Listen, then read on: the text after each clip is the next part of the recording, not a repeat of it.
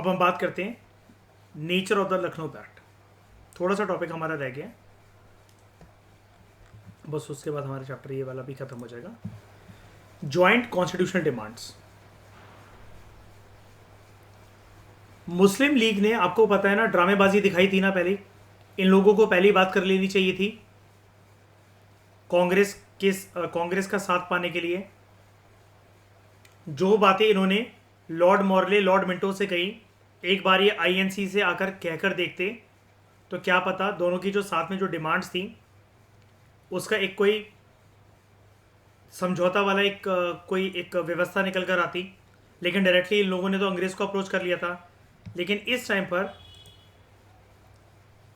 ये लोग समझ गए थे अंग्रेज़ों के वो सिर्फ जो वादे होते हैं, वो हमारे वादे अगर वो पूरे कर भी रहे हैं तो उनकी जो पॉलिसी है वो डिवाइड एंड रूल की पॉलिसी है, हमें उन पर बहुत ज़्यादा ट्रस्ट नहीं करना चाहिए। Joint constitutional demands. Muslim League agree to present joint constitutional demands with the Congress to the government. Joint constitutional demands क्या थी? सेल्फ गवर्नमेंट की demand.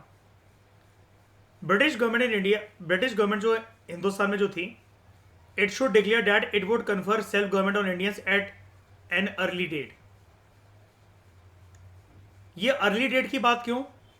Because world war one जो है किसी को भी नहीं पता वो कब तक चलेगा।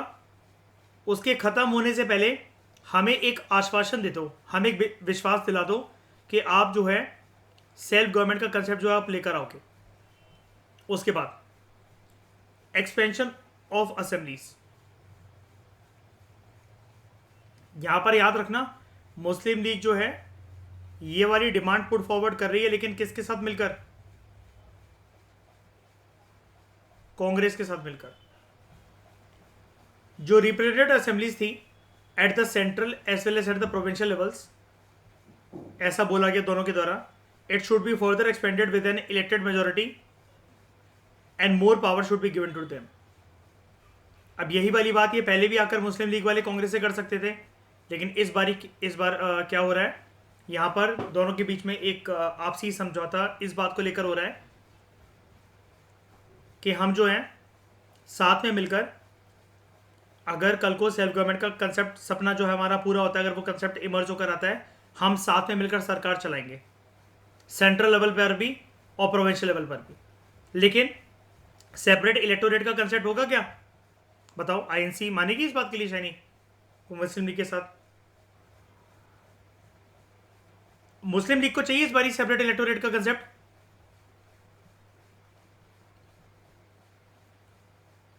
नहीं, वो समझ गए थे कि ये डिवाइड एंड रूल की पॉलिसी का कोई मतलब नहीं है। इससे हमारे बीच में बिल्डअप होती है, हमारे बीच में बंटवारा होता है, जिसका पूरा पूरा मजा और पूरा पूरा फायदा कौन उठाते हैं? अंग्रेज।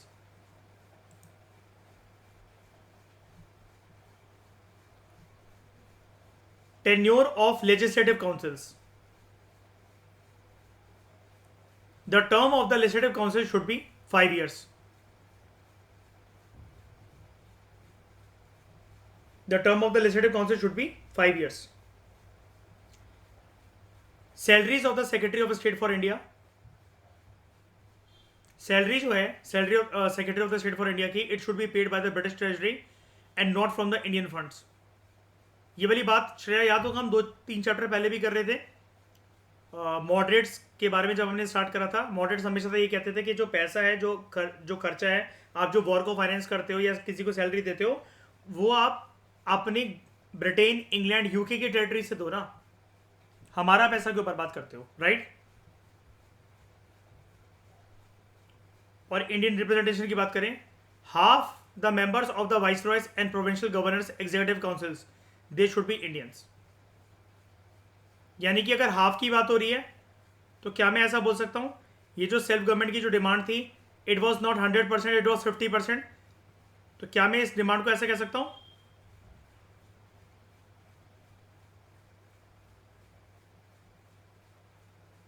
Dominion status.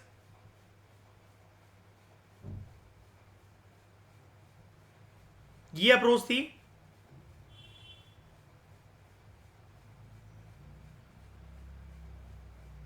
आईएनसी की। यार देखो, वाइसरॉय और उसकी एग्जीक्यूटिव काउंसिल को रहने क्यों है श्रेया? हम बैठेंगे ना वहां पर, तो क्यों मिलकर 50-50 पार्ट वो सरकार चलानी है? वाइसरॉय अगर यहां पर है ही, अगर वाइसरॉय की टर्म जो अगर मैं यूज ही कर रहा हूं ये वर्ड वाइसरॉय, उसकी एग्जीक्यूटिव काउंसिल, तो फिर मतलब क्या है आधे अगर हिंदुस्तानी उसमें शामिल हो भी चाहे तो? हमारा देश है, पूरी हुकूमत हमारे पास होनी चाहिए ना। मैं भी अप्रोच समझाता हूँ आपको, एक मिनट रुक जाओ, बस मुझे 60 सेकंड्स का टाइम दो। आईएनसी की अप्रोच आपको क्या दिख रही है यहाँ पर? डोमिनियन स्टेटस की 50% कॉन्ट्रीब्यूशन आएगा एडमिनिस्ट्रेशन का हिंदुस्तानियों की तरफ से, बाकी 50% कौन? अंग्रेजों पे बैठेंगे। इनकी अप्रोच एचआरए या एचएसआरए से अलग कैसे थी? हिंदुस्तान रिपब्लिकन एसोसिएशन, या आगे चलकर जिसका नाम होता है Hindustan socialist Republican association, they demanded नहीं। आप समझ में आए चलिए मैं क्या बोलने की कोशिश कर रहा हूं? ये डिफरेंस होता है दोनों में। पूर्ण स्वराज में कितना परसेंट एडमिनिस्ट्रेशन का पार्ट होगा हिंदुस्तानियों का? 100%। डोमिनियन स्टेटस कितना परसेंट? 50%। बात समझ में आई ये वाली? Half the members of the viceroys and provincial governors executive council should be Indian. सवाल यही ना श्रेया, वाई हाफ? डिमांड ही गलत है ना। आगे चलकर ये क्या कहेंगे? हाफ हाफ कुछ नहीं, पूर्ण स्वराज।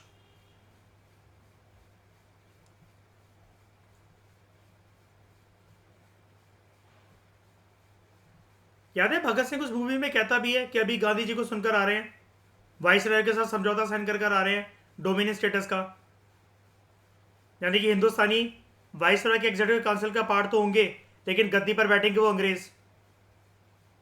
सब लोग किसी भी पार्लियामेंट का सेशन शुरू होने से पहले लॉन्ग लिव द क्वीन गाएंगे, कहता ना वो। हमारी डिमांड है पूर्ण स्वराज की।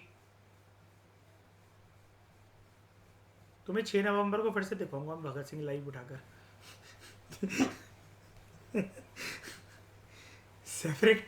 separate electorate was accepted by the Congress.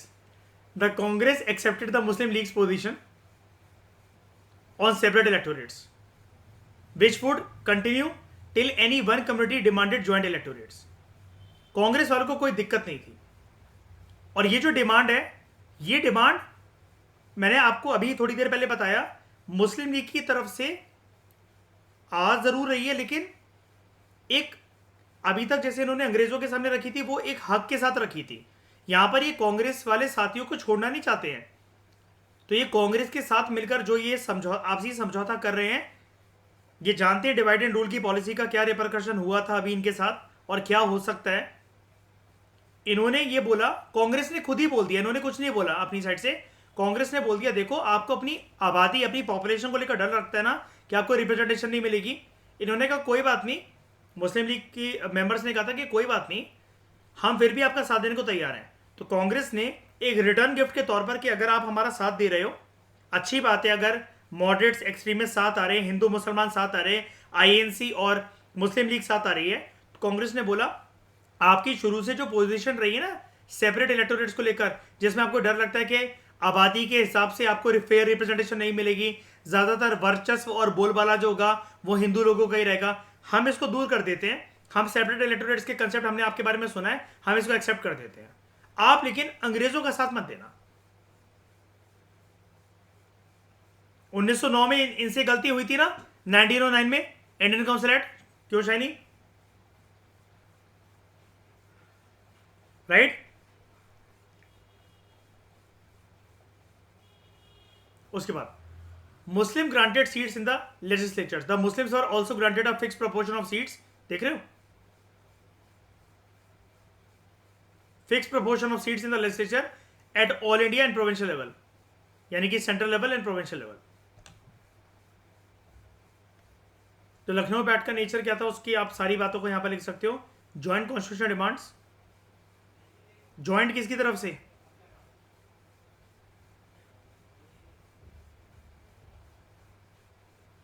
Muslim League and Indian National Congress. Expansion of assemblies. Legislative council should be 5 years. Salaries to the Secretary of State to be paid by the British Treasury, and Indian representation in Viceroy's Executive Council. Congress accepted separate electorates. उसके बाद Muslims were granted seats in the legislature. Now, what were some of the drawbacks या फिर क्या loop hole से Lucknow pact के अंदर combine करके पढ़ेंगे हम लोग इन लकूनास को और ड्रॉबैक्स को. बात एक ही है, क्योंकि जो ड्रॉबैक्स हमें देखने को मिलते हैं वो किसी न किसी लूप होल्स की वजह से देखने को मिल रहे हैं. कांग्रेस को ये सेपरेट इलेक्टोरेट वाली बात ना एक्सेप्ट नहीं करनी चाहिए थी या फिर बोलना नहीं चाहिए था खुद से अपनी साइड से. क्यों? ये बाकी हिंदुस्तानियों के सामने ना कांग्रेस या मुस्लिम लीग की बात नहीं है, ओवरऑल एक गलत छवि पेश करती है आईएनसी और मुस्लिम लीग की दोनों की या फिर हिंदुस्तानियों के कॉपरेशन की. लेकिन बात ये, हम तो ग्राउंड रियलिटी जानते हैं ना. मुसलमान साथियों को डर भी था कि उनकी आबादी कम है तो उनका रिप्रेजेंटेशन नहीं होगा लेजिस्लेचर में, चाहे वो सेंट्रल लेजिस्लेचर हो चाहे वो प्रोविंशियल लेजिस्लेचर हो. उनकी नीड्स, उनकी डिमांड्स को पैसिफाई करने के लिए ही तो ऐसा करा गया, राइट? तो the acceptance of separate electorate by the Congress, it led to the recognition of the Muslim League representing a different section of Indian society and thus the seats of partition were sown. इस time के जो मुस्लिम league के जो नेता है ना, वो तो बहुत अच्छे से साथ दे रहे हैं कांग्रेस का. आगे चलकर जो मुस्लिम लीग में एक नई जनरेशन आएगी, आपको पता है कमान संभालता है आगे चलकर मुस्लिम लीग की मोहम्मद अली जिन्ना, वो लोग इसकी आदत डाल देंगे सेपरेट इलेक्टोरेट्स की. और याद है जब देश आजाद होने वाला होता है, सब कुछ बहुत अच्छा चल रहा होता है, तभी एक डिमांड आ जाती है. कौन सी थ्योरी मुस्लिम लीग की तरफ से दी गई? 2 नेशन थ्योरी. पढ़ाया था ना चैप्टर 1 के अंदर पोस्ट इंडिपेंडेंट उसमें बुक में क्लास 12 पॉलिटिकल साइंस. इसका नाम था श्रेया, मुस्लिम लीग एक थ्योरी पुट फॉरवर्ड करी थी, 2 नेशन थ्योरी, कि हिंदुस्तान है वो 2 प्रकार के जनसंख्या से बना हुआ है, एक हिंदूज एक मुस्लिम्स. तो दोनों के लिए 2 सेपरेट कंट्रीज होनी चाहिए. India land for Hindus and Pakistan land for Muslims. Congress या कांग्रेस के साथ जो जुड़े हुए दिग्गज नेता थे, सिर्फ कांग्रेस नहीं, लॉयल मुसलमान भी, like north west frontier province का सबसे लॉयल मुसलमान कौन, जिसकी प्राइवेट फोर्स का नाम था खुदाई खिदमत गर्ज, खालम तो गफार खान. क्या वो फेवर में थे इस 2 नेशन थ्योरी पार्टीशन के? गांधी जी, जवाहरलाल नेहरू, सरदार वल्लभ भाई पटेल, मौलाना अबुल कलाम आजाद. तो फिर ये एक्सेप्ट कैसे हो गई ये थ्योरी और पार्टीशन क्यों हो गया? बिकॉज इस थ्योरी को इनकॉर्पोरेट करा गया था इंडियन इंडिपेंडेंस एक्ट 1947 में. और उस टाइम पे लास्ट वाइसरॉय कौन थे? Lord Louis Mountbatten. और माउंटबैटन क्या लेकर आया था? कौन सा प्लान? माउंटबैटन प्लान, जिसमें 2 नेशन थ्योरी को जगह दी गई थी, जिसके तहत पार्टीशन जो है it was an unavoidable condition. Shreya बोल ये दिया गया था कि अगर पार्टीशन की डिमांड जिसको एक्सेप्टेबल नहीं है ना, तो हिंदुस्तान को आजादी भी नहीं मिलेगी. मजबूरी वाली बात है ना. मतलब मुस्लिम लीग ने पोर्ट्रे ऐसे करा था कि हमारा तो फिर कोई रिप्रेजेंटेशन ही नहीं होगा, मुसलमान जो है वो एक कोने के अंदर दबकर रह जाएंगे. आप इतिहास उठाकर देख लो, कांग्रेस को हमेशा से डोमिनेट करते हुए आए हैं हिंदू लोग, और हिंदुस्तान के अंदर हमेशा से डोमिनेट करती हुई ये एक ही पार्टी, वो है आईएनसी. हमें सेपरेट लैंड चाहिए.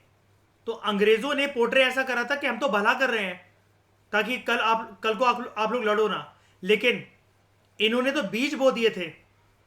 वो लॉयल मुसलमान, वो लॉयल हिंदू, जिन्होंने एक दूसरे का साथ देकर बड़ी सारी सक्सेसफुल मूवमेंट चलाई, like civil disobedience movement, non cooperation movement, Khilafat movement, quit India movement. 1947 से लेकर 2023 तक ये हालात हैं कि आप कोई क्रिकेट मैच देखो चाहे ना देखो, इंडिया पाकिस्तान का नहीं छोड़ते हो। किसी भी कंट्री के साथ हल्की फुल्की भिड़प हो जाए, आप इंटरेस्टेड नहीं रहते हो। लेकिन खबर अगर हिंदू मुसलमान की लड़ाई की हो रही है, अखबार की सुर्खियां बटोरती हैं ऐसी खबरें फ्रंट पेज पर। ये सब क्या है? ये अपने अपने इंटरेस्ट ऑफ पेरोकिले और नैरो आइडेंटिटी को देखने वाली बात ही तो है।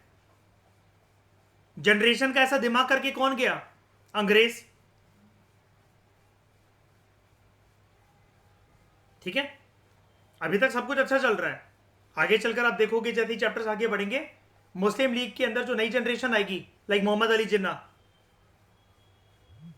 ये भी इक्वली रिस्पॉन्सिबल थे पार्टीशन के बीच को बोने के लिए। ठीक है, तो this was an important event in the evolution of two nation theory of the Muslim League. और टू नेशन थ्योरी क्या कहती है श्रेया ठाकुरान, क्या कहती है टू नेशन थ्योरी?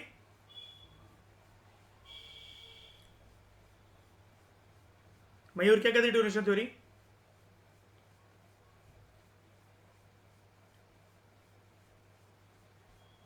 मुस्लिम्स कि हिंदुस्तान में ऑलरेडी रिलीजियस लेवल पर दो कम्युनिटीज जो हैं वो बाइफरकेटेड है, चाहे कोई उसको मान रहा है, देख पा रहा है, चाहे नहीं देख पा रहा है। इसलिए दो सेपरेट कंट्रीज क्रिएट होनी चाहिए। India should be designated as land for Hindus and Pakistan should be created as separate land for Muslims. Pakistan ने इस चीज को कुछ ज्यादा ही सीरियसली ले लिया था। इसलिए पाकिस्तान जो है अपने प्रियम्बल के अंदर अपनी कंट्री को कैसे पोर्ट्रे करता है?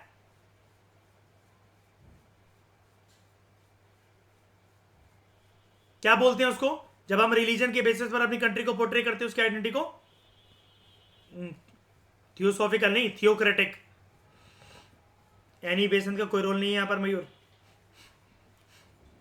थियोक्रेटिक। और हमारा देश कैसा है? हम प्रियम्बल में क्या बोलते हैं? Be the people of India, ऐसा बोलते हैं हम अपने प्रियम्बल में। शिवाजी के बेट, भगवान शिव के बच्चे और बच्चियां शपथ खाते हैं कि वो हिंदुस्तान में एक ही छत्र छाया में रहेंगे। अल्लाह अल्लाह पोर्ट्रे कर ही देते अपनी आइडेंटिटी को। पाकिस्तान का पूरा नाम क्या है? पाकिस्तान का पूरा नाम जानते हो? यस, द इस्लामिक स्टेट या फिर the Islamic Republic of Pakistan. ये अपने आप में ही कैसा है जब इस्लाम वर्ड प्रीफिक्स ऐड कर दिया गया तो? Theocratic identity. हमारी आइडेंटिटी कैसी है? सेक्युलर। तो लखनऊ पैक्ट दस clear the way for the future revival of the communalism in Indian politics. और कम्युनलिज्म की अब जो आज फ्यूचर में क्रिएट होगी ना, वो शांत नहीं होने वाली। भगत सिंह ने इस चीज की तरफ पहले इशारा कर दिया था ना श्रेया, याद है? कहां पर बुलाता है वो ये मीटिंग जहां पर वो एचआरए का नाम एचएसआरए करता है?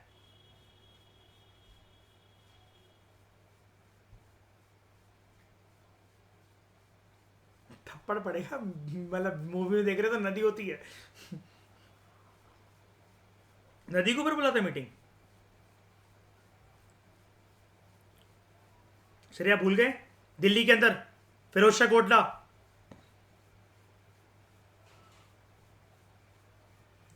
6 नवंबर को ही दिखाऊंगा और कोई डेट नहीं, उसी दिन दिखाऊंगा, रुक जाओ।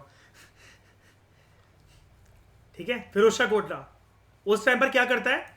एक बहुत बड़ा हुक्म जारी करता है, मतलब रिक्वेस्ट करता है लोगों से। और वो बोलता है ना कि राम प्रसाद नहीं सॉरी चंद्रशेखर आजाद जी ने ये कहा है कि जो भी डिसीजन यहां पर लिया जाएगा वो उनको मंजूर होगा। एक तो नाम चेंज कर देता है, एचआरए से क्या हो जाता है नाम? HSRA, Hindustan socialist Republican association. और क्या कहता है? सिर्फ आजादी हमारा मकसद नहीं है, कहता है ना, फिर एक्सप्लेन करते हो इस बात को कि आजादी का मतलब क्या? कि गोरे लाल चले जाए, उनकी जगह भूरे लाल आके बैठ जाए, यानी कि रिच जमींदार लैंडलॉर्ड्स वगैरह, अमीर और अमीर बनता चला जाए, गरीब और गरीब बन जाए। कहता ना, जात पात के नाम पर एक टाइम पर इस देश में वो आग लगेगी जिसे आने वाले जो नस्लें होंगी उस आग को बुझाते बुझाते उनकी कमर टूट जाएगी। सारी चीजें उसने सही बोली थी 19 साल की उम्र में, क्या नहीं?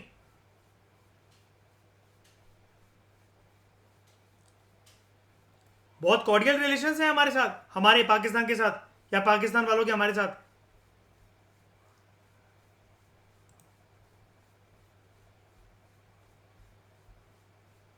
उसके बाद मॉन्टैग की स्टेटमेंट या फिर अगस्त 1970 का मॉनफोर्ड डिक्लेरेशन। अब मॉन्टैग और चेम्सफोर्ड को, Lord Montagu and Chelmsford, short में बोला जाता है मॉनफोर्ड।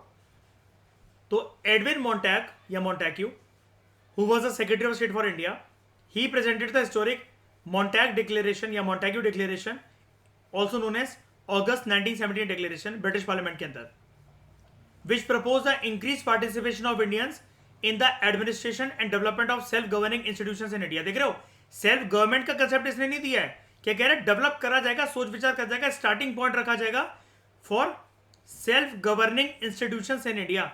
तो सिग्निफिकेंस क्या रही है मॉनफोर्ड डिक्लेरेशन की 1917 की? It promised that Indians would gradually be associated with the development of administration and self governing institutions would be developed. कुल मिलाकर हिंदुस्तानी जो होंगे, इंडियंस जो होंगे, वो हर जगह पर आपको दिखेंगे जहां पर ब्रिटिश हुकूमत की एडमिनिस्ट्रेशन दिख रही है आपको। यहां पर यह बोला गया था that responsible government in India is an integral part of the British empire and the ultimate goal of the government would be achieved in stages. धीरे धीरे कर इंडियंस की रिप्रेजेंटेशन बढ़ाई जाएगी। Also British government and government of India, government of India मतलब क्या, जिसमें हिंदुस्तानी शामिल होंगे।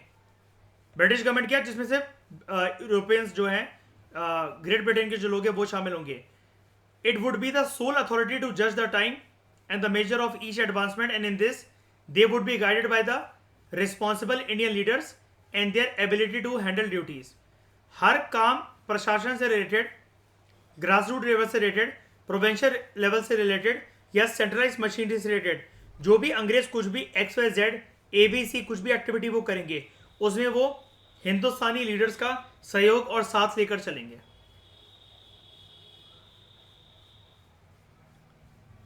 तो इस डिक्लेरेशन ने भारत की जो कॉन्स्टिट्यूशन हिस्ट्री थी उसके अंदर एक चैप्टर को क्लोज कर दिया था और दूसरा चैप्टर खोलने के लिए तैयार था। क्या एक चैप्टर क्या क्लोज, कि कभी हिंदुस्तानियों को क्या रिप्रेजेंटेशन मिल पाएगी ब्रिटिश हुकूमत में? जी हाँ, मिलना स्टार्ट हो गई है। दूसरा चैप्टर क्या, पूर्ण स्वराज, जो आगे चलकर आएगा। With this declaration the benevolent despotism was dead, कि अंग्रेज जो हैं उनको हमेशा क्रूर नजरों से देखा जाए या फिर वो उनके कान हमारे लिए बहरे होते हैं, इस चीज के ऊपर ताला लग गया। And India's right to swaraj was admitted and despotism was to give place to constitutional government. This announcement was welcomed by all the political parties. अब बोल रहे हैं यहां पर मयूर मॉडरेट्स, देखा हमने कहा था ना अच्छे हैं, कितने साल बाद। लेकिन बात वही है ना, इनके बातों पे हमें नहीं जाना चाहिए। एक बार के लिए श्रेय हमें देखना तो चाहिए ना कि प्रैक्टिकल ग्राउंड्स पे चीजें इंप्लीमेंट कैसे होंगी, उनके कहने से क्या होता है। बातें तो बहुत करते हैं अंग्रेज, ग्राउंड लेवल पर इंप्लीमेंट करने की बात आती है तो नजरें फेर लेते हैं।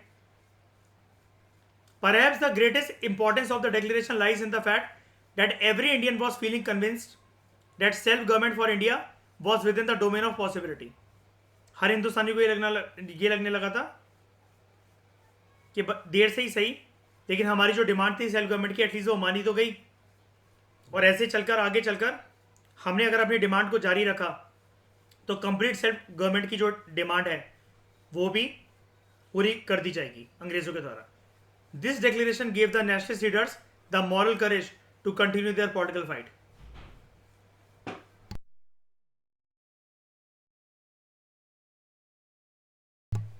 लेकिन ड्रॉबैक्स क्या थे इस लखनऊ फैक्ट के या फिर इन सारी चीजों के? No time frame. अंग्रेजों ने बोल तो दिया हिंदुस्तानियों की रिप्रेजेंटेशन बढ़ाई जाएगी, उनको हम अपनी एडमिनिस्ट्रेशन में शामिल करेंगे। कब, किस तारीख को, कितने बजे, कौन सा एक्ट आएगा?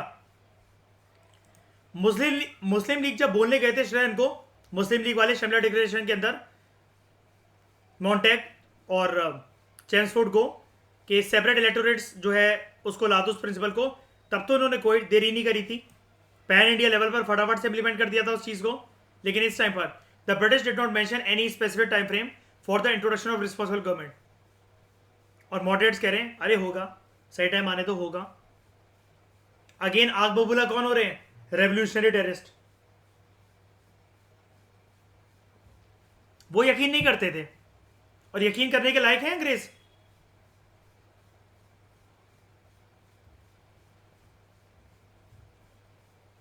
ज्यादा अच्छा बन लो, उसके बाद कोई टाइम फ्रेम ही नहीं मिला, है कि नहीं?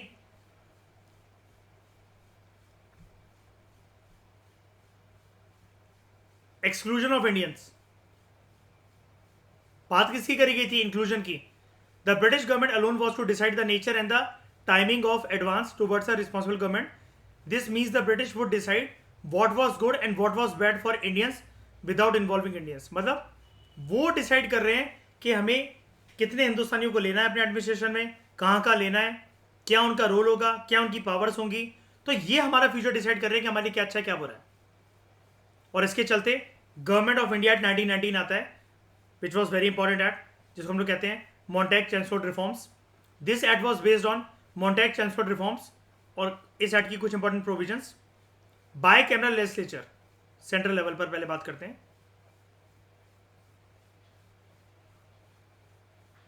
Bye cameral legislature, Indian legislative council central level पर, इसको रिप्लेस करा जाएगा by bicameral system consisting of council of state upper house and legislative assembly lower house. याद रखना, ये काउंसिल ऑफ स्टेट और लेजिस्लेटिव असेंबली इस टाइम पर सेंट्रल लेवल पर ये टर्म्स यूज करे जाते थे.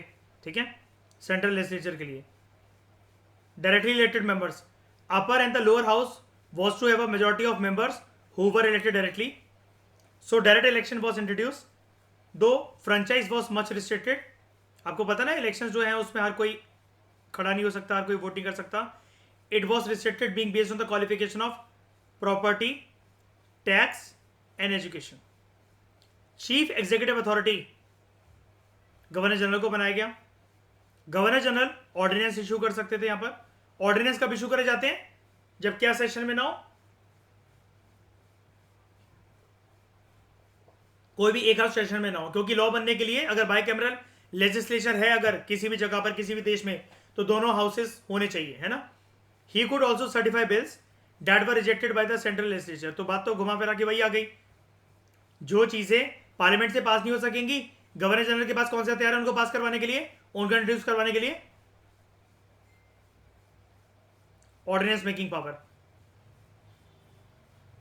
There had to be the executive council of the viceroy of 8 members. Provincial level की बात करें,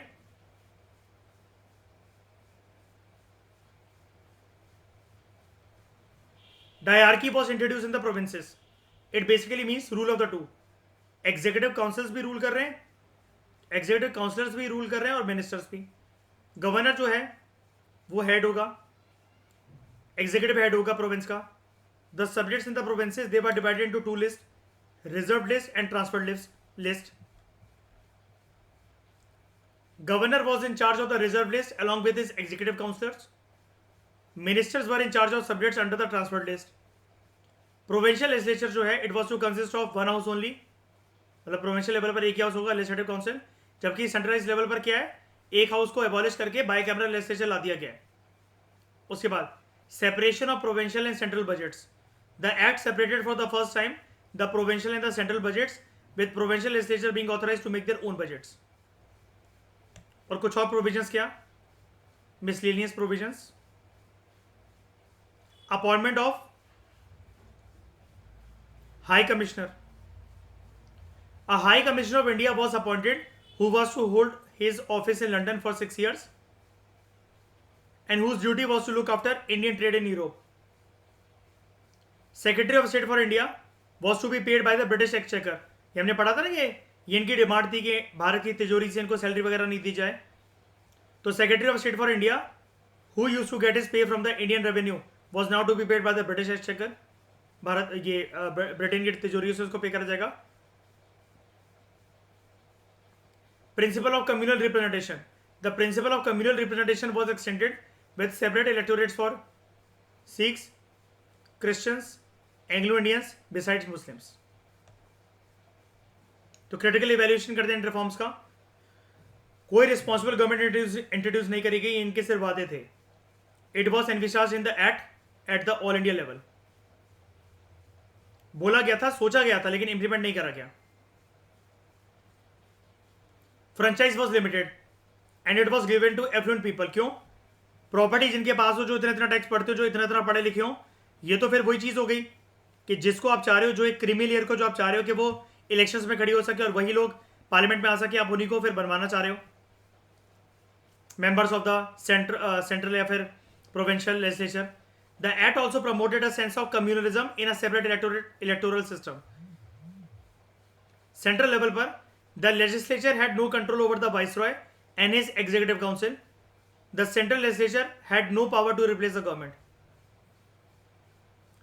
The power of the central legislature in the field of legislation and financial control, it was also limited. Provincial level की बात करें, the division of the subjects was irrational and hence unworkable. Subjects like irrigation, finance, police, press and justice, they were regarded as reserved subjects. और reserved subjects की अगर हम लोग बात करें, यहाँ पर देखो, governor was in charge of the reserve subjects along with this executive council. सारे इंपॉर्टेंट टॉपिक्स तो गवर्नर को दे दिए गए. अब हमारी स्टडी IQ की बुक में प्रीवियस 2-3 चैप्टर में इन दोनों एक्ट्स के बारे में बात हुई है, राइट, और इनके काफ़ी रिमार्केबल इम्प्लीकेशंस रहे हैं. एक बार के लिए हम इन दोनों एक्ट्स को इत्मीनान से देखते हैं लक्ष्मीकांत से. ठीक है. इंडियन काउंसिल्स एक्ट ऑफ 1909, 10 साल पहले जो एक्ट आया था. This act is known as Morley Minto reforms. Lord Morley secretary of state for India थे and Lord Minto was the then viceroy of India.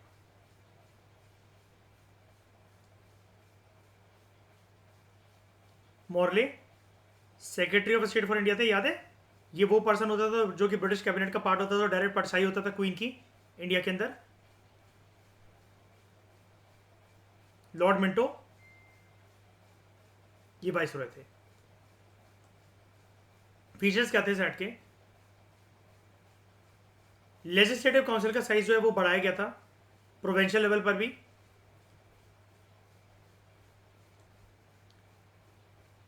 Provincial level पर भी और central level पर भी. सेंट्रल लेजिस्लेटिव काउंसिल में number of members ये 16 से 60 हो गए थे. मैंने आपको स्टडी IQ की बुक में बताया था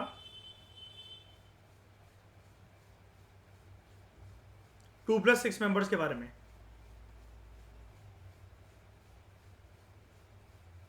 तो वैसे 68 थे. The number of members in the provincial legislative councils, it was not uniform. Keyword. Provincial legislative council के अंदर जो members हैं वो फिक्स नहीं है. ऑब्वियसली बात है क्योंकि यहाँ पर अलग अलग प्रोविंसेस की बात हो रही है. उसके बाद it retained official majority in the central legislative council but allowed the provincial legislative council to have non-official majority too. Official majority आपको देखने को मिलेगी सेंट्रल लेजिस्लेटिव काउंसिल के अंदर जहाँ पर मेंबर्स फिक्स है, और ऑब्वियसली बात है जहाँ पर मेंबर्स फिक्स नहीं है वहाँ पर आपको देखने को मिलेगी नॉन ऑफिशियल मेजोरिटी. हर किसी की एक जैसी मेजोरिटी नहीं रखी जा सकती. State to state, provinces to provinces पे डिपेंड करेगा. मेजोरिटी मतलब कि कोई भी एक्ट जो है, जो डिबेट डिस्कशन होगी, जब वोटिंग होगी उसके ऊपर, तो वो पास कैसे होना है. यहाँ पर जो डिबेट एंड डिस्कशन वाले जो फंक्शन थे लेजिस्लेटिव काउंसिल के दोनों ही लेवल पर, सेंट्रलाइज लेवल पर भी प्रोविंशियल लेवल पर भी, उसको एनलार्ज कर दिया गया था. For example, members were allowed to ask supplementary questions, resolution से मूव कर सकते हैं बजट के ऊपर, और कुछ और भी डिसीजंस मतलब ले सकते हैं, या फिर वोटिंग वगैरह हो सकती है. पहली बार this 1909 act provided for the association of Indians with the executive councils of viceroy and governor. पहली बार हिंदुस्तानियों को जोड़ा जाएगा वाइसरॉय जो कि सेंट्रलाइज लेवल पर एक ऑफिसर है, और प्रोविंशियल लेवल पर जो गवर्नर्स हैं उनके एग्जीक्यूटिव काउंसिल के साथ, जो कि प्लान्स को एग्जीक्यूट करेंगे. इसी के चलते Satyendra Nath Sinha, he became the first Indian to join the viceroy's executive council. इनको अपॉइंट करा गया एज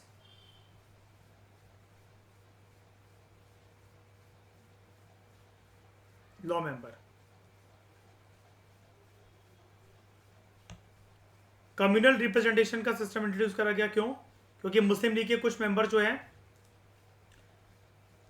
वो लॉर्ड मॉर्ले मिंटो से वो मिलने गए थे. कहां पर?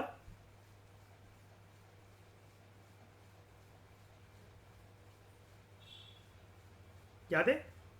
शिमला में,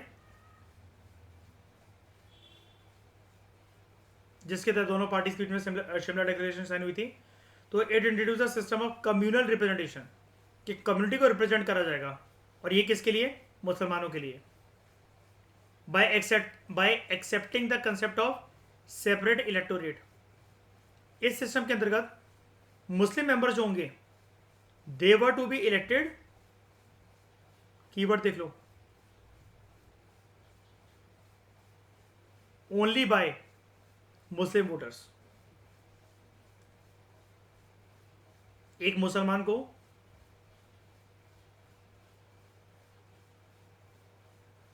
मुसलमान पर्सन ही वोट करेगा। तो ऐसा बोला जाता है इस एक्ट ने एक तरीके से कम्युनलिज्म को लीगलाइज कर दिया था। एंड लॉर्ड मिंटो, इसी से मुलाकात हुई थी मुसलमानों की शिमला में, मुस्लिम लीग के मेंबर्स की। He came to be known as father of communal electorate. It also provided for the separate representation of presidency corporations, chambers of commerce, universities and zamindars. कहां पर?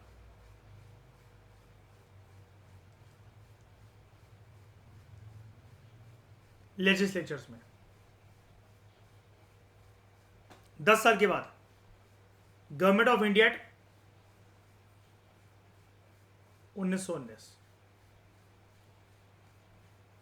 20 अगस्त 1917 को ब्रिटिश गवर्नमेंट ने पहली बार ये डिक्लेयर करा, पहली बार, कि इनका ऑब्जेक्टिव क्या है, कि भारत के अंदर ग्रेजुअली, स्लोली एंड ग्रेजुअली एक रिस्पॉन्सिबल गवर्नमेंट को इंट्रोड्यूस करा जाए।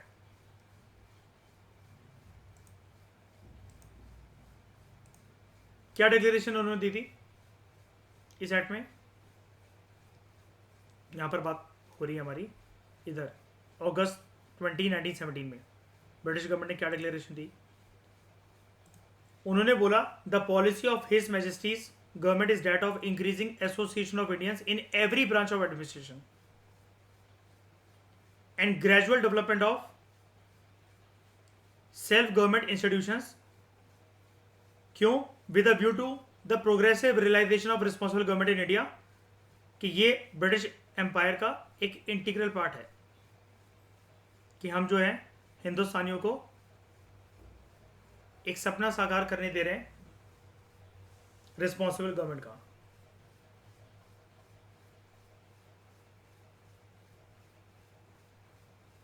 होम रूल का। लेकिन कीवर्ड क्या है? Responsible government in India.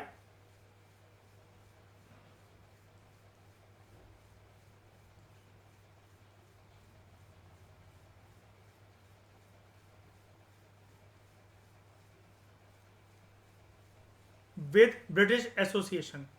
तो ये क्या होगा? एक प्रकार से इंप्लीमेंट तो हुआ ही नहीं, सपना ही दिखाया जा रहा है अभी तो।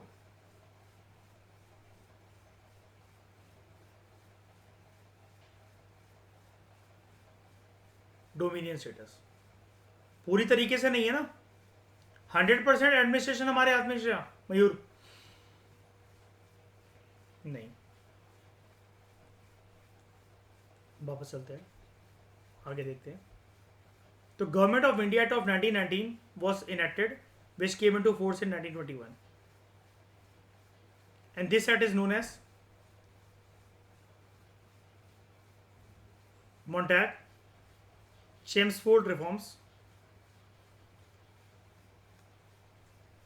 मोन्टैग उस टाइम पर secretary of state for India थे,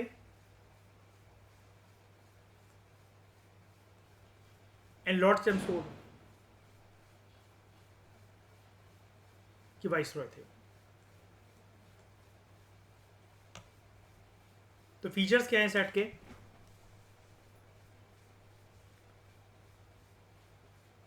it relaxed the central control over the provinces by demarcating and separating the central and the provincial subjects. Central provincial subjects मतलब क्या? आपको पता ना, जैसे करंटली इंडियन कॉन्स्टिट्यूशन के अंदर शेयर लिस्ट सिस्टम होता है 7 शेड्यूल के अंदर, क्या क्या होता है उसके अंदर?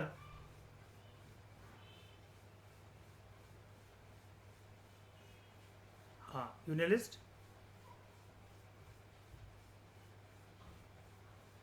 State list, list system. तो यहां पर क्या है कि इट रिलैक्स सेंट्रल कंट्रोल, यानी कि अभी तक सारे के सारे सब्जेक्ट्स को, इसके अंदर टॉपिक्स होते हैं ना, सब्जेक्ट्स होते हैं ना, कि क्या क्या करना है, क्या किसको, कौन सी सरकार को क्या संभालना है। पहले सब कुछ क्या कौन कंट्रोल कर रहा था? Centralise government. उन्होंने क्या कर दिया, कुछ कुछ टॉपिक्स को बांट दिया, रिलैक्स करवा दिया over the provinces by demarcating and separating the central and the provincial subjects. Central and provincial legislatures were authorized to make laws on their respective list of subjects. यानी कि सेंट्रल लेजिस्लेचर किस पे कानून बनाएगा? जो कि यूनियन लिस्ट में given होंगे, और प्रोविंशियल लेजिस्लेचर जो स्टेट लिस्ट में गिवन होंगे. However, the structure of government continue to be centralized and unitary. मतलब फिर भी मेजर पावर किसके हाथ में कंसंट्रेटेड है? सेंट्रल गवर्नमेंट के हाथ में, viceroy and secretary of state for India के हाथ में, सेंट्रल लेजिस्लेचर के हाथ में. ओके. अब जो प्रोविंशियल सब्जेक्ट्स जो थे ना, इसलिए श्रेया पढ़वा रहा हूं. देखो यहां पर स्टडी क्योंकि अंदर आपको अच्छे से समझ में नहीं आया होगा कि क्या बोल रहा है. ये वाली जो बात है, इसने यहां पर अभी हमें बोला ना कि subjects in the province are divided into two list, reserve and transferred. इसको यहां से अच्छे से समझाता हूं लक्ष्मीकांत से. It further divided the provincial subjects into two parts. Transferred subjects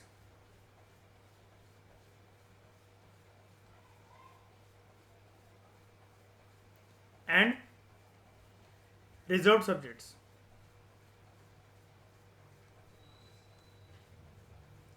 transferred subjects को कौन एडमिनिस्टर करेगा? They will be administered by governor.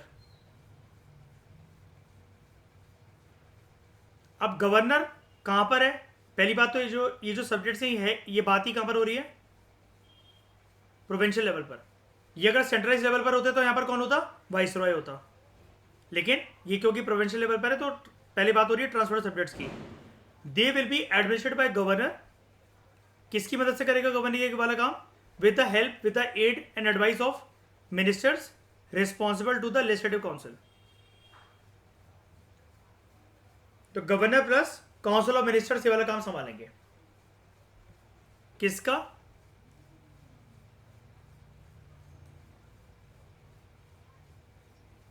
Transfer subject का.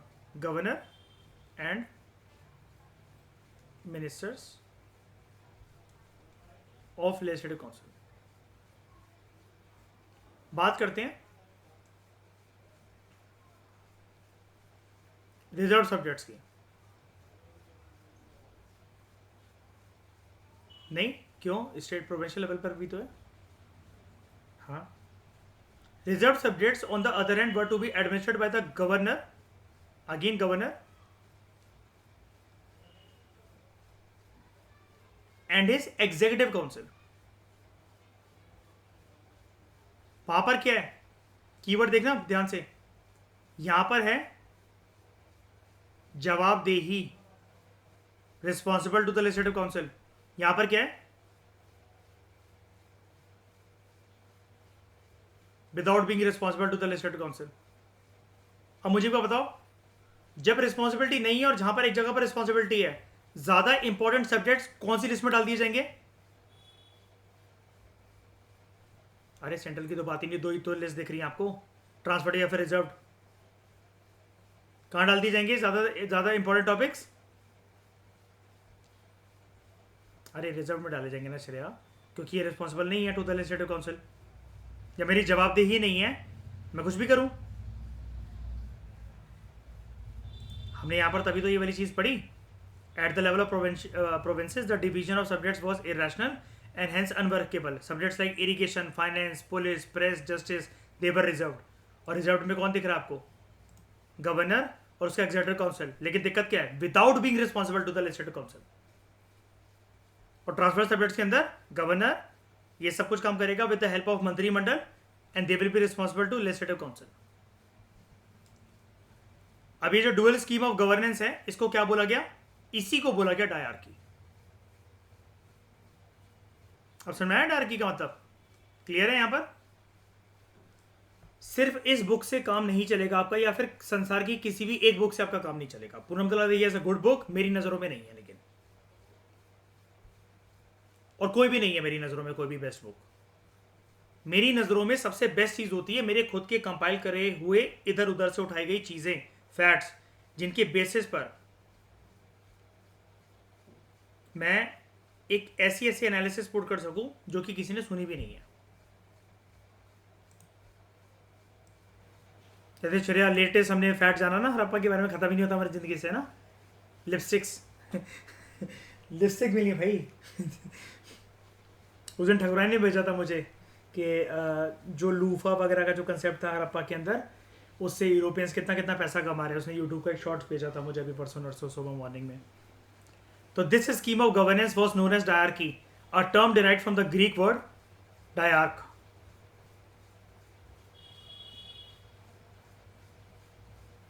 which means double rule.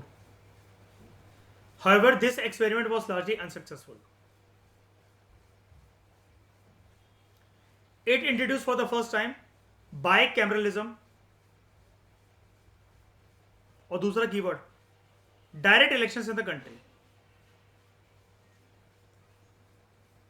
Indian legislative council जो है अभी तक वो क्या था, यूनिकैमरल हाउस था। It was replaced by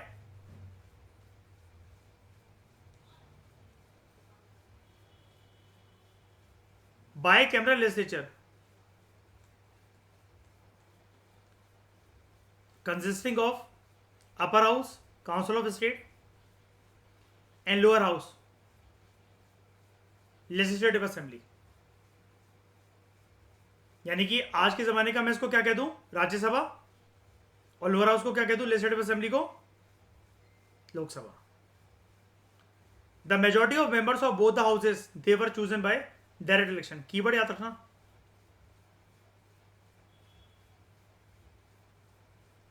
majority लिखा हुआ है शैनी, श्रेया, ऑल नहीं लिखा हुआ है डायरेक्ट इलेक्शन के केस में।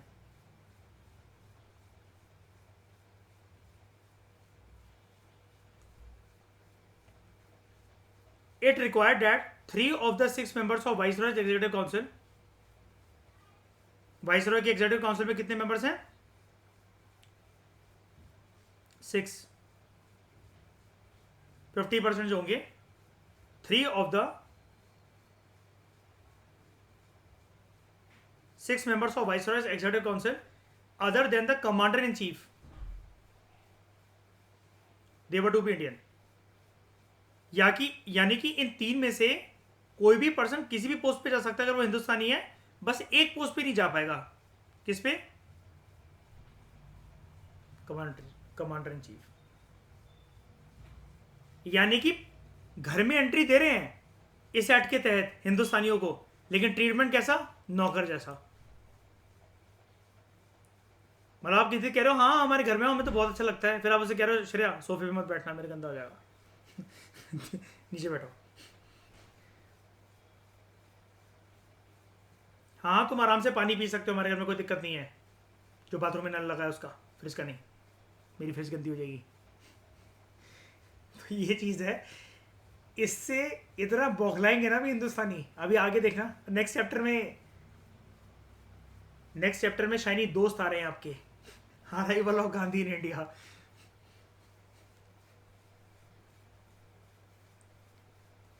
अभी आगे जाकर ऐसे भी लीडर्स देखने को मिलेंगे श्रेया में कि आपको उनको देखने के बाद, पढ़ने के बाद पता लगेगा कि ऊपर वाले ने इनको तो भेजा लेकिन इनके अंदर भेजा ही नहीं भेजा।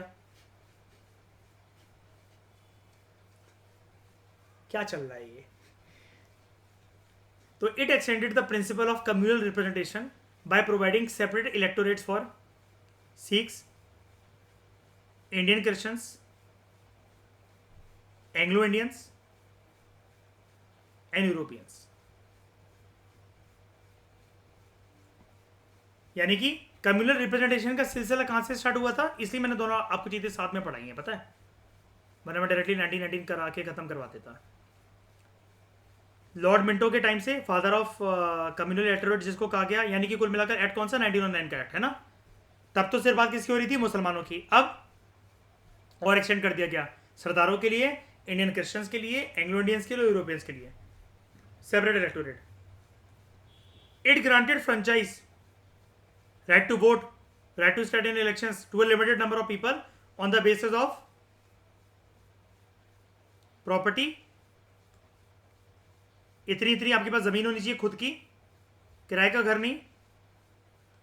आप सरकारी अकाउंट्स में रजिस्टर्ड होनी चाहिए कि आप टैक्स भरते हो, और मिनिमम इतने इतने लेवल पर आप पढ़े लिखे हो। आज के समय में ऐसा होता है? इलेक्शंस मतलब वोट डालने के ऊपर, चुनावी प्रक्रिया में कोई भी बंदिश है आपके ऊपर? क्या वोटर जो है इस बेसिस पर नहीं हो सकते?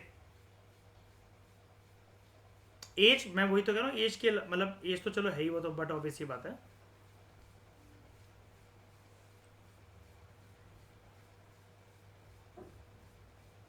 ऐसा कुछ है प्रॉपर्टी टैक्स या education?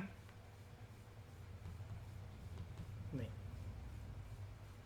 It created a new office of high commissioner for India in London and transfer to him some of the functions hitherto. Hitherto को मतलब होता है जब तक वो वाला काम नहीं हो रहा था, या फिर हम जिसको कहते हैं कि अभी तक जो काम नहीं हुआ हो, या अभी तक जो चीज़ सुनी ना हो, हितरटू अभी तक जो चीज़ नहीं हुई हो, ठीक है।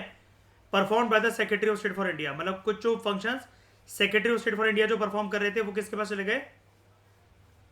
High commissioner for India in London.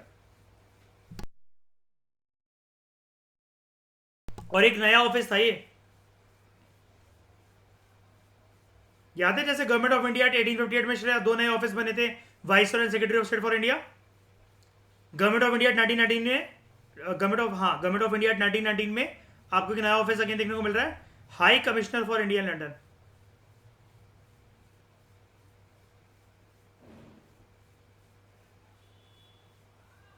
ये office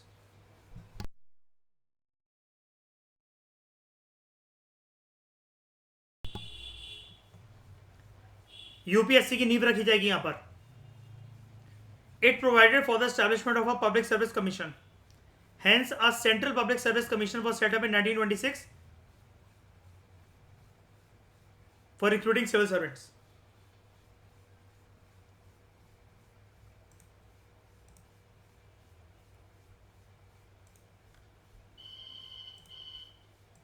This was done on the recommendation of Lee Commission on Superior Civil Services in India।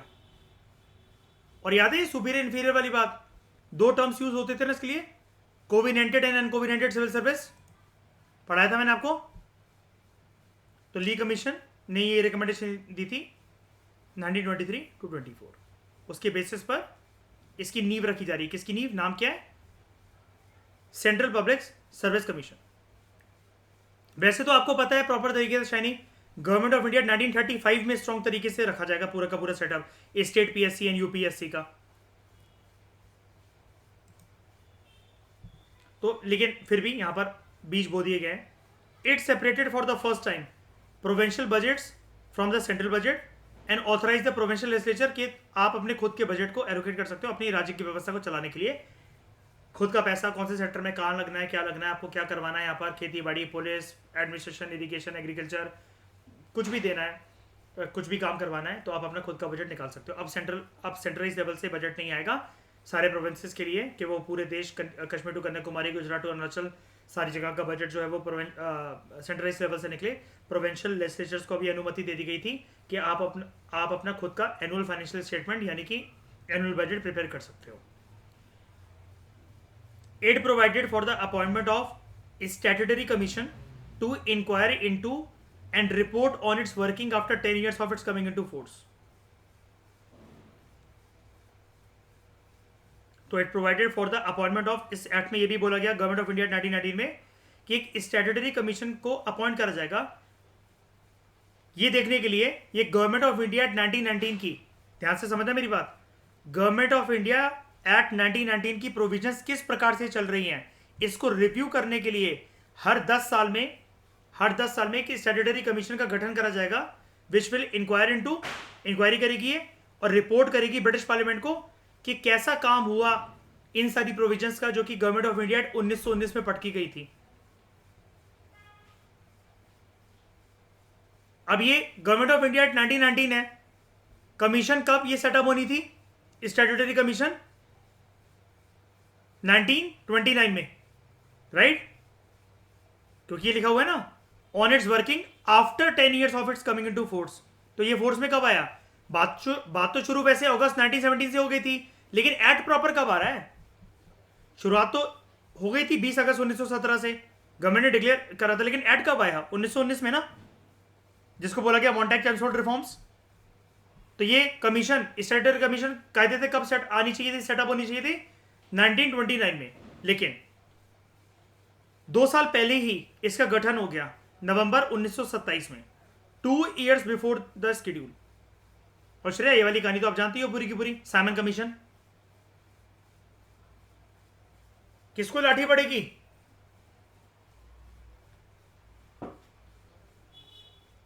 Lala Lajpat Rai Mayur.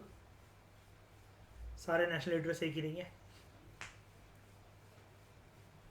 Yes, नवंबर 1927 में, 2 years before the schedule, the British government announce the appointment of 7 member statutory commission. ये कितने member की commission बनी? 7 member की, under the chairmanship of sir John Simon. और इसका नाम क्या हुआ उसके बाद? Simon commission. दिक्कत क्या थी? क्यों विरोध प्रदर्शन हो रहा था? भगत सिंह, सुखदेव, लाला लाजपत राय, ये रेवोल्यूशनरी लीडर्स, ये क्यों गए थे ये रेलवे स्टेशन पर? उनको वापस बोले ब्लैक झंडे दिखाने, Simon go back, Simon go back. क्यों?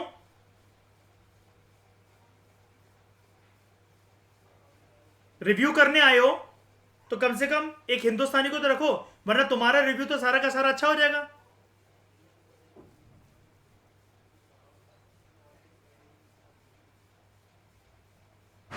आपका यूपीएससी का लिखा हुआ पेपर आपके पापा चेक कर रहे हैं, शाइनी।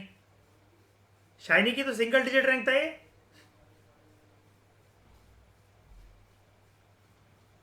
अंदर की जब बात की खुलासा हुआ तो शाइनी ने thank you thank you thank you लिखा हुआ था क्वेश्चन के अंदर, आंसर के अंदर। किसी तो न्यूट्रल पर्सन को लेकर आओ जो कि सच्ची रिपोर्ट दे इसके बारे में कि गवर्नमेंट ऑफ इंडिया 1919 की प्रोविजंस किस तरीके से इंप्लीमेंट हुई हैं। हिंदुस्तानी ही नहीं है। और अभी गवर्नमेंट ऑफ इंडिया 1919 किस पर्पज से आया श्रेया? हिंदुस्तानियों को एफिलिएट करवाना है, मतलब साथ में मिलकर एडमिनिस्ट्रेशन चलवानी है उनको, सेल्फ गवर्नमेंट का सपना पूरा करवाने के लिए, राइट? हिंदुस्तानी नहीं है एक भी। अंग्रेजों को भी बहुत मजे आते थे श्रेया ना, कलेश नहीं बराबर देते थे, कुछ कलेश करवाते हैं। 10 साल हो गए कलेश नहीं हुआ।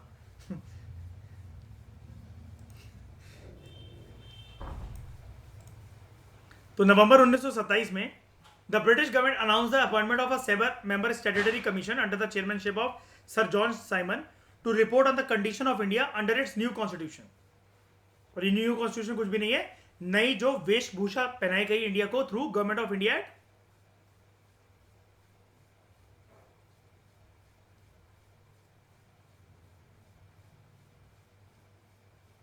1919 उसकी provision. All the members of the commission, दिक्कत क्या थी? All the members of the commission were British.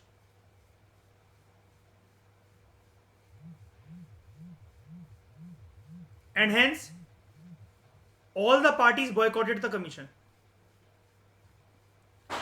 and hence all the parties boycotted the commission.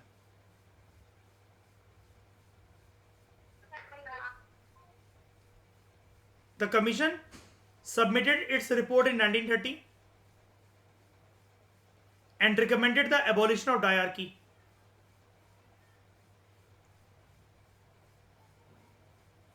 Extension of responsible government in the provinces, establishment of a federation of British India and princely states, continuation of communal electorate, and so on. Up to consider the proposal of the commission, the British government convened 3 round table conferences. क्या किसी round table conference में गांधी जी ने participate करा था कभी? कोई भी idea अगर आपको हाँ या ना में जवाब दे दो, आगे चलकर तो मैं आपको क्लियर कर ही दूंगा जब हम स्टडी आईक्यू में आगे चैप्टर्स में पढ़ेंगे। कभी करा था किसी भी एक राउंड टेबल कॉन्फ्रेंस में? बिल्कुल करा था। तो British government convene 3 round table conferences of the representatives of British government. कौन कौन बैठे इसमें? ब्रिटिश गवर्नमेंट की, ब्रिटिश हुकूमत के representatives. British India, British India मतलब कौन? यहां पर कौन होंगे? हिंदुस्तानी एंड इंडियन प्रिंसली स्टेट्स। तो on the basis of this discussion A white paper on constitutional reforms it was prepared. White paper का मतलब क्या होता है? आप अपनी डिमांड लिख कर दो उस पर, खाली कागज पे। and it was submitted for the consideration of Joint Select Committee of the British Parliament. These recommendations of this committee, they were incorporated with certain changes in the next Government of India 1935. Remarkable act.